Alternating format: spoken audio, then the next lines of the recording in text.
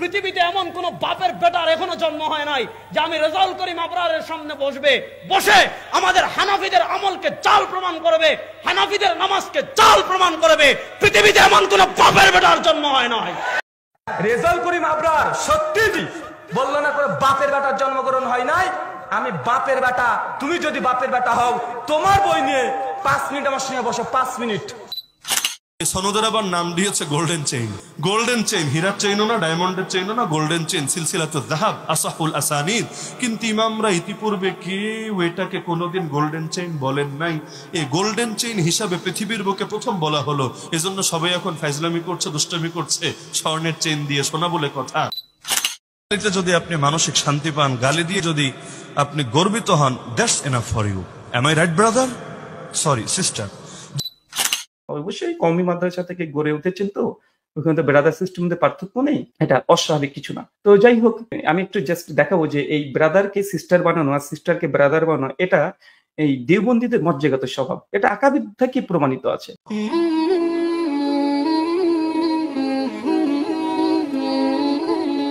আসসালামু আলাইকুম রহমতুল্লাহ। সুপ্রিয় দর্শক, ব্রাদার রাহুল ও আলী হাসান ওসামা যে ডিবেটটা করলো, এই ডিবেটে মুসলিম উম্মার কি কোনো উপকার হয়েছে?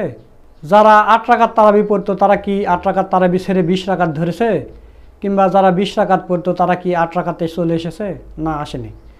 একটা পয়সার উপকার হয়নি। তবে আহলে হাদিসের উপকার হয়েছে এবং কওমিদের বড় একটা ক্ষতি হয়ে গেছে। এমন ক্ষতি হয়েছে যে কওমির বড় বড় আলেম ওলামারাই ফেসবুকে পোস্ট দিয়েছেন যে আলী হাসান ওসামা নিজেও ডুবেছে, সাথে কওমিদেরও ডুবিয়েছেন।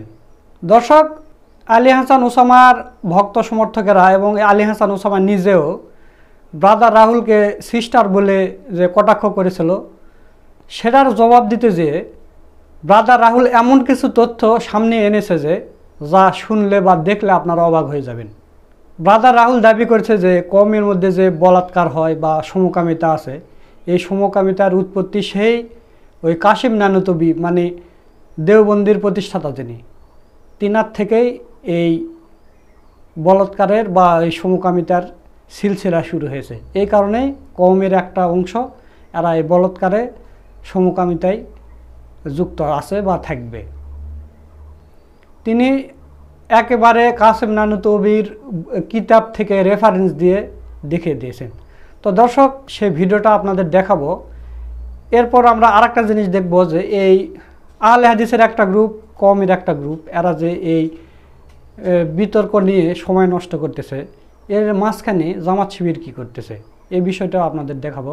তো চলুন সর্বপ্রথম আমরা ব্রাদার রাহুল যে দাবিটা করেছে কওমিদের সমকামিতা নিয়ে, সেই ভিডিওটা দেখে আসি। অবশ্যই কওমি মাদ্রাসা থেকে গড়ে উঠেছেন, তো ওখানে তো ব্রাদার সিস্টেম মধ্যে পার্থক্য নেই, এটা অস্বাভাবিক কিছু না। তো যাই হোক, আমি একটু জাস্ট দেখাবো যে এই ব্রাদারকে সিস্টার বানানো আর সিস্টারকে ব্রাদার বানানো এটা এই দেওবন্দীদের মজ্জাগত স্বভাব, এটা আকাবিদ থেকে প্রমাণিত আছে। আমি কয়েকটা প্রমাণ আপনাদের সামনে নিয়ে আসবো, আপনারা মানে দেখতে থাকবেন।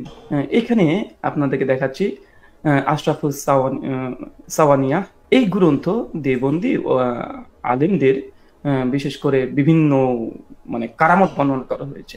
তার মধ্যে রশিদ আহমেদ গাঙ্গুই, আশরাফ আলী থানভী, এদেরও অনেক কারামতের কথা এখানে বর্ণনা করা হয়েছে। তো এখানে দেখেন কি লিখছে, দেখেন এটা মানে দেওবন্দীদের যে মজ্জাগত স্বভাব, এই ট্রান্সজেন্ডারি সিস্টেমটা, এটা তাদের রক্তে রক্তে মিশে আছে।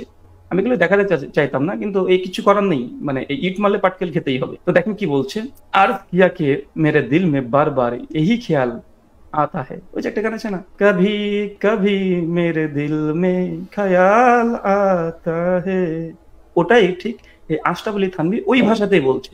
ঠিক আছে, যে अर्ज किया के मेरे दिल में बार बार ये ख्याल आती है क्या कि काश में औरत होता, औरत माने नारी, हुजूर के निकाह में इस इजहार मोहब्बत पर हजरत वाला गायत दरजा मसरूर हो কারবে এখতিয়ার। মানে এখানে যে কথা বলছে আশরাফ আলী থানভীর একজন মুরিদ এসে বলছে যে আমি যদি নারী হতাম তাহলে আমার যে হুজুর আশরাফ আলী থানভী আছে, মানে তার সঙ্গে বিবাহ করতাম, মানে তার সঙ্গে বিবাহ করতাম, একদম পরিষ্কার বলছে। এবং আমার বারবার মনে শুধু এটাই বলে যে আমি যদি কোনো সময় যদি নারী হতাম তাহলে আশরাফ আলী থানভীকে বিবাহ করতো, এই কথা এসে তার আশরাফ আলী থানভীকে বলছে। তো আশরাফ আলী থানভী তার জবাব দিয়ে বলছে মুস্কি হাসি দিয়ে যে আচ্ছা আচ্ছা তাই, আসলে তুমি যে আমাকে ভালোবাসো এটা তার বহিঃপ্রকাশ। মানে এই দেওবন্দীদের এটা মজ্জাগত স্বভাব। পীরকে বলছে গিয়ে তার মুরিদ, আমি যদি মেয়ে হতাম, নারী হতাম, আওরাত হতা তো হুজুরকে নেকামে, মানে হুজুরের সঙ্গে মানে পীরের সঙ্গে তিনি বিবাহ করতো। আর আশরাফ আলী থানভী মিসকি হেসে দিয়ে বলছে এটা তুমি যে আমাকে ভালোবাসো, এ আপকি মোহাব্বত মে সওয়াব মিলেগা, বলছে তুমি আমাকে ভালোবাসো এই জন্য তোমার এই জিনিসটা বারবার মনে আসে, তো এ আপকে মোহাব্বত মে সওয়াব মিলেগা, আর এই যে আমাকে ভালোবাসে এইভাবে না, তো এই যে তুমি সওয়াবও পাবে, শুধু সওয়াব মিলেগা ইনশাআল্লাহ, ইনশাআল্লাহ তাআলা। তো এর সঙ্গে সঙ্গে তুমি অনেকে নেকিও পাবে, অনেক সওয়াব পাবে ইনশাআল্লাহ, আল্লাহ তোমাকে নেকি দিবে। এই যে হচ্ছে ব্রাদার যখন সিস্টার, আপনারা যখন বুঝতে পারছেন তাদের মৌলবীদের এই অবস্থা, আপনারা এখানে স্পষ্টভাবে দেখতে পাচ্ছেন। আরেকটা আছে তাজকিয়াতুল রশিদ 2য় খণ্ডের 62 পৃষ্ঠা, এটা হচ্ছে মৌলবী কাসেম নানুতুবির সঙ্গে রশিদ আহমেদ গাঙ্গুহির একটা ঘটনা, অনুরূপ একটা ঘটনা ঘটেছে। এখানে আপনি দেখতে পেলেন যে মৌলবী মোহাম্মদ কাসেম সাহেব উর্স কে सूरत में है और मेरे उनसे निकाह हुआ है। মানে এখানে একদম পরিষ্কার দেখছে যে মৌলবী কাসেম নানুতুবি উনি বধূবেশে, একদম বধূবেশে বসে আছে। ওই যে বাংলাদেশে একটা কি গান আছে একটা উস্তাদ নাই, বধূবেশে কন্যা যখন এলো রে, মমতাজ না কে যেন বলেছিল, তো ওই রকম সেম ওই ঘটনা। এই গানগুলোর সঙ্গে সব মিলে যাচ্ছে এদের দেবদীদের কারামত, এদের আকাবরিদের। হচ্ছে মৌলবী মোহাম্মদ কাসেম সাহেব উর্স কি सूरत में और मेरे उनसे निकाह हुआ है। মানে উনি একটা স্বপ্ন দেখছেন, বয়ান করছেন যে কাসেম নানুতুবিকে আমি দেখছি যে একদম বধূবেশে, একদম একদম স্ত্রী রূপে, একদম মানে কোণে, বের কোণের মতো সেজে বসে আছে, তার সঙ্গে তার বিবাহ হচ্ছে। বাহ, এটা হচ্ছে আমাদের এই যে দেওবন্দি যারা আছে, আমাদের কওমি আছে, যে এদের প্রথম থেকেই কোনটা ব্রাদার কোনটা সিস্টার এদের আকাবিরি বুঝেনি, মানে আকাবিরি বুঝেনি, মানে ওই পীর মুরিদকে স্ত্রী রূপে একদম সবসময় কল্পনা করে, যদি হতাম তাহলে বিয়ে করতাম। তখন দেখছি যে না, তার পীর সাহেব সঙ্গে তার বিয়ে হচ্ছে আর সে মেয়ে হয়ে গেছে। এরকম তো অনেক আছে। ওই যে বাইজিদ বুস্তামি, ও তো হাই যে হতো, তাদের তো রশিদে লেখা আছে। তো এগুলো দেখানো যায়। আসলে আমার ভিডিও যেহেতু অমুসলিমরা দেখে, তাই সমস্ত কিছু এগুলো বলতে চাই না, কিন্তু বাধ্য করছে এরা। এই যে দেখেন না আমাদের ভিডিও নিয়ে আসাদ সাহেব কিভাবে এখন ভিডিও করছে, আলেকসান্ডার সাহেবের পক্ষে কোনো মুসলমান দেওবন্দি বেরলবি কওমিরা না নিলেও আসাদ সাহেব কত সুন্দরভাবে নিয়ে নিয়েছে। তো আমি এই জন্য এই কথাগুলো বলতে চাই না, কিন্তু বাধ্য করছে। দর্শক, আপনারা ভিডিওটা দেখলেন, তো এই বিষয় নিয়ে আমি কোনো মতামত দিতে চাচ্ছি না, কারণ এটা দিলে মানে যে কোনো একটা গ্রুপ মনে করবে আমি কারো পক্ষ নিয়েছি। তো যেটা বলছিলাম যে কওমি আহলে হাদিসের একটা গ্রুপ এই বাহাস নিয়ে পড়ে আছে, পাল্টাপাল্টি জবাব দিচ্ছে, কিন্তু জামাত শিবিররা কী করতেছে আপনাদের কয়েকটা পিকচার দেখাবো, কয়েকটা ভিডিওর অংশ দেখাবো। সেটা হলো ঈদের দিন বিকেল থেকেই আমিরে জামাত ডক্টর শফিকুর রহমান বিভিন্ন এলাকায় ঘুরেছেন এবং ক্ষতিগ্রস্তদের মাঝে ঢেউটিন বিতরণ করছে, মানে শিলাবৃষ্টি হয়ে যে সিলেটে ক্ষতিগ্রস্তদের মাঝে ঢেউটিন বিতরণ করেছে, আপনারা দেখতে পাচ্ছেন। তো জামাত শিবিরেরা এগুলোই করতেছে। জামাত শিবিররা ওই বহসবাজি নিয়ে পড়ে নেই, বহসবাজি তারাই করে যারা আল্লামা মওদুদীকে নিয়ে, মিয়ারে হক বিতর্ক নিয়ে, এগুলো নিয়ে পড়ে আছে সেই আমল থেকে তারাই বহসবাজি করে। তো দর্শক, ডক্টর শফিকুল ইসলাম মাসুদ ভাই তিনিও ঈদের দিন বিকেল থেকে তার বিভিন্ন এলাকায় ঘুরেছেন এবং ক্ষতিগ্রস্তদের মাঝে অর্থ সহায়তা প্রদান করেছেন। আপনারা জানেন যে মাসুদ ভাইয়ের এলাকায় ঘূর্ণিঝড় হয়েছে, ঘূর্ণিঝড়ে অনেকের বাড়িঘর ভেঙে গেছে, নষ্ট হয়ে গেছে, তাদেরকে নগদ অর্থ দিয়েছেন এবং যার গরু মারা গেছে তাকে গরু কেনার টাকা দিয়েছেন এবং এক ভাইয়ের হচ্ছে বজ্রপাতে তার গা পুড়ে গেছে, তাকে অর্থ সহায়তা প্রদান করেছেন এবং একই পরিবারের কয়েকজন মারা গেছে তাদেরকেও অর্থ সহায়তা প্রদান করেছেন। তো দর্শক, আপনারা এগুলো দেখলেন যে জামাত শিবির এগুলো করতেছে। জামাত শিবির এগুলো ছাড়াও আরও অনেক কিছুই করতেছে, সেই বিষয়গুলো নিয়ে বিস্তারিত আলোচনা করেছেন আমাদের বড় ভাই মোহাম্মদ সোলাইমান। তো চলুন আমরা তার ভিডিওটা একটু দেখে আসি। সাম্প্রতিক ব্রাদার রাহুল ও কওমি আলেম ওলামাদের একটা অংশ, আলী হাসান ওসামা এবং তার সাথে আরো বেশ কিছু কওমি আলেম ওলামারা আছে, যা করছে তাতে আসলে কার লাভ, কি লাভ হচ্ছে, মুসলিম উম্মাহ কিভাবে উপকৃত হচ্ছে, এর কোনো ফজিলত আছে কিনা, এই আলোচনাটা জরুরি। কারণ এতদিন যা হয়েছে, এখনো যা হচ্ছে, এটা অনভিপ্রেত, দুঃখজনক, মানুষকে দ্বীনের মূল চেতনা থেকে দূরে সরিয়ে নিয়ে যাচ্ছে। ইহুদি খ্রিস্টান সহ ইসলামের বিরুদ্ধে যারা ষড়যন্ত্র করে, ষড়যন্ত্রকারীরা মূলত এটাই চায় এবং ইতিহাস ঘাটলে এটাই দেখা যায়। হালাকু খানদের ইতিহাস যদি আপনারা দেখেন যে মুসলিম উম্মাহ আলেম উলামারা ইখতিলাফি মাসালা নিয়ে এরকম ঝগড়া করুক, তার সুযোগে কায়েমি স্বার্থবাদী গোষ্ঠী তাদের মূল লক্ষ্য হাসিল করবে। এখন সেটাই হচ্ছে, এটা আস্তে আস্তে আস্তে আস্তে জটিল থেকে জটিলতর হচ্ছে। আমি এগুলোর প্রতি তো অবজার্ভ করি। যেমন প্রথমে যে ডিবেটটা হয়েছিল এটা কিন্তু খারাপ ছিল না, যেমন সময় নির্ধারণ থেকে শুরু করে যে একজনের বক্তব্যের মধ্যে আরেকজনের বক্তব্য দিতে পারবে না, গালাগালি করতে পারবে না, ডিবেট না, পর্যালোচনা, পারস্পরিক সম্মান দিবে, তো মোটামুটি ডিবেটের মধ্যে ভালোই ছিল। অ্যাটলিস্ট বক্তাদের একে অপরকে কিছু খোঁচা দিয়ে কথা বললেও মারাত্মকভাবে গালাগালি অ্যাটলিস্ট করেনি, অশালীন ভাষায় উত্তেজিত হয়ে ওরকম কিছু আমরা দেখিনি। শেষ পর্যন্ত সুন্দরভাবেই সম্পন্ন হয়েছিল। কিন্তু দুই পক্ষের ভক্ত সমর্থকরা এমন কোনো নোংরা ভাষায় নেই যে একে অপরকে সম্বোধন করেনি বা একে অপরকে গালাগালি করেনি। অনুষ্ঠান শেষ হয়েছে, পারস্পরিক আলোচনা চলেছিল। এখন একদিকে ব্রাদার রাহুল একের পর এক ভিডিও বানাচ্ছেন, ফেসবুক পোস্ট দিচ্ছেন কওমিদের উদ্দেশ্যে, আলী হাসান ওসামাকে উদ্দেশ্য করে, কে কখন পানি খেয়েছে, কে কখন এসি বন্ধ করেছিল, এগুলো নিয়েও এখন কথা চলছে। কার ঘাম কতটুকু ঝরেছিল, কে কয় পিস টিস্যু ইউজ করেছিল, এগুলো নিয়ে এখন বিশ্লেষণ হচ্ছে। আবার গোল্ডেন চেইন নিয়ে কথা বলছে। গোল্ডেন চেইন কি? এক গ্রুপ বলছে যে গোল্ডেন চেইন হচ্ছে তাদের স্ত্রীরা যে চেইন পরে সেটাকে ভাবছিল গোল্ডেন চেইন। এই সনদের আবার নাম দিয়েছে গোল্ডেন চেইন। গোল্ডেন চেইন হীরার চেইনও না, ডায়মন্ডের চেইনও না, গোল্ডেন চেইন সিলসিলাতুল যাহাব আসাহুল আসানিদ। কিন্তু ইমামরা ইতিপূর্বে কেউ এটাকে কোনোদিন গোল্ডেন চেইন বলেন নাই। এই গোল্ডেন চেইন হিসাবে পৃথিবীর বুকে প্রথম বলা হলো।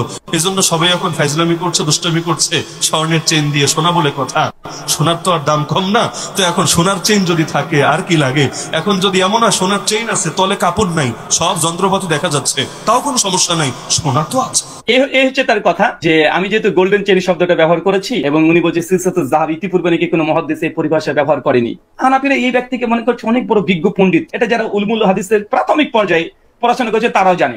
চলেন আমরা এখানে গোল্ডেন চেইন, আসলে উনি বলছেন আমি নাকি প্রথম এই সিলসিলাতুল যাহাব শব্দটা ব্যবহার করেছি, গোল্ডেন চেইন। আসলে এই ওস্তাদ ওসামা সাহেব এবং তার ভক্ত অন্ধভক্ত যারা আছে মুকাল্লিদ গুলো, এরা মনে হচ্ছে গোল্ডেন চেইন মানে তাদের স্ত্রীরা যে গলায় মালা পরে সোনার, ওটাকে মনে করেছে। আর এটা দেখেন আমি লিখে দিয়েছি সিলসিলাতুল যাহাব, আমি এই পোস্টারটা দেখিয়েছিলাম, সেট পেশ করেছে সিলসিলাতুল যাহাব তথা গোল্ডেন চেইন। অর্থাৎ ইমাম মালিক রাহিমাহুল্লাহ সাহাবীদের মাঝে মাত্র একজন রাবীর পার্থক্য, যেটাকে গোল্ডেন চেইন বলা হয়। এটা কি আমার পরিভাষা?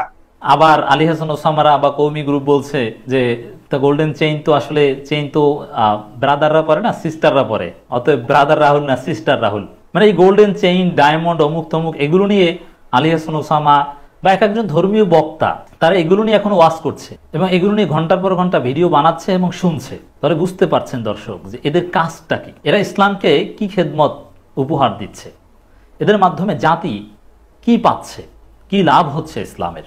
একটু বলেন তো দর্শক, আপনারা মন্তব্য করে জানান তো। তো এই যে ব্রাদার রাহুলের সাথে আলী হাসান ওসামার যে ডিবেট বা যে পর্যালোচনামূলক অনুষ্ঠান, তাতে জাস্ট রাহুল জিতেছে, রাহুলপন্থীদের এই ফিলিংস, এবং আমরা কিছু লোকজন পর্যালোচনা করেছি, শুনেছি, এবং আমাদের মেন্টাল স্যাটিসফ্যাকশন বা একজনকে পরাজিত বলেছি, একজনকে বিজয়ী বলেছি, এটা তো কোনো দিনের কোনো কল্যাণ হলো না। কিন্তু বাস্তবিক পক্ষে মানুষের হেদায়াত, আমল, আখলাক, সুন্নার পুনরুজ্জীবন, ইহা সুনান এবং বেদাতের অপনোদন, এগুলোর ক্ষেত্রে সামান্য কোনো উপকার কি আপনারা দেখেন? একটা সিঙ্গেল এক্সাম্পল দেখাতে পারবেন যে একজন মানুষ এই আলোচনা থেকে ভালো কিছু নিয়েছে অথবা সে নিজেকে সংশোধন করেছে, সে বেদাত ছেড়ে সুন্নতে এসেছে? একজন মানুষ দেখাতে পারবেন? আমি কিছু মজার কমেন্ট দেখেছি বিতর্ক চলাকালীন সময়ে। কিছু লোকজন কমেন্ট করছে যে আজকে হানাফি মাযহাব ত্যাগ করলাম, আবার কেউ কমেন্ট করছে আজকে আহলে হাদিস ত্যাগ করলাম। তা আমি তাদের সম্পর্কে খোঁজ খবর নিয়ে দেখলাম যে আসলে যারা একেবারে কট্টর কওমি হানাফি, তারা মন্তব্য করছে আজকে আহলে হাদিস ত্যাগ করলাম, মানে এটা শো, মিথ্যা। আবার যারা বলছে আজকে হানাফি ত্যাগ করলাম, তারা কট্টর আহলে হাদিস আগে থেকেই। মানে আসলে এর কোনো উপকার নেই এবং এর কোনো ফায়দা ও জাতি পায়নি, উম্মাহ পায়নি। যা হয়েছে পুরোটাই নেতিবাচক। কি নেতিবাচক? প্রচুর গালাগালি হয়েছে, গালাগালির মহড়া হয়েছে, এমনকি এখনো চলছে।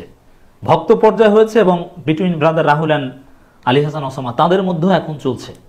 কাদা সরাসরি খোঁচা দেওয়া, একজন আরেকজনকে অপমান করা, ছোট করা, মানে এতে সামগ্রিকভাবে এই দুই গ্রুপ, আহলে হাদিস এবং এই কওমি, এই দুই গ্রুপ আরো বেশি ডিভাইডেড হচ্ছে। এদের মধ্যে সামাজিক দূরত্ব, পারস্পরিক সম্পর্ক আরো কমছে, দূরত্ব বাড়ছে। অতএব এর কোনো লাভ আমি দেখছি না। তো এখন এই ব্রাদার রাহুল বা ওই মাতখালি টাইপের যে আহলে হাদিস, সব আহলে হাদিসদের বলছেন, তাদের কাজই হচ্ছে এটা, এইসব ফেতনাবাজি করা, অমুককে ফোন দিয়ে ডিস্টার্ব করা, তমুককে ফোন দিয়ে ডিস্টার্ব করা, চ্যালেঞ্জবাজি করা। ঠিক একই চরিত্রের কিছু লোক কৌমিদের মধ্যেও আছে, কথায় কথায় চ্যালেঞ্জবাজি করা। দেখেন, কৌমি অঙ্গনে একজন রেজাউল করিম আবরার আছে।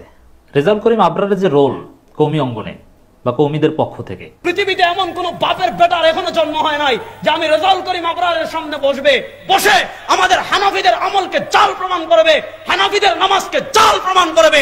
পৃথিবীতে এমন কোন বাপের বেটার জন্ম হয় নাই। কৌমিদের প্রতিনিধি হিসাবে ঠিক তদ্রুপ ব্রাদার রাহুলের একই রোল। রেজাউল করিম আবরার সত্যি বললো না করে বাপের বেটার জন্মগ্রহণ হয় নাই, আমি বাপের বেটা, তুমি যদি বাপের বেটা হও তোমার বই নিয়ে 5 মিনিট আমার সঙ্গে বসো, 5 মিনিট। ব্রাদার রাহুলও যে কাজ করেন আহলে হাদিসের পক্ষ হয়ে, আর রেজাউল করিম আবরারও একই কাজ করেন কৌমিদের পক্ষ হয়ে। দুইজনই চ্যালেঞ্জবাজি করেন, একে অপরকে মানে প্রতিপক্ষকে আঘাত করেন, খোঁচা দেন, এবং মানে কত চ্যালেঞ্জবাজি করা যায়।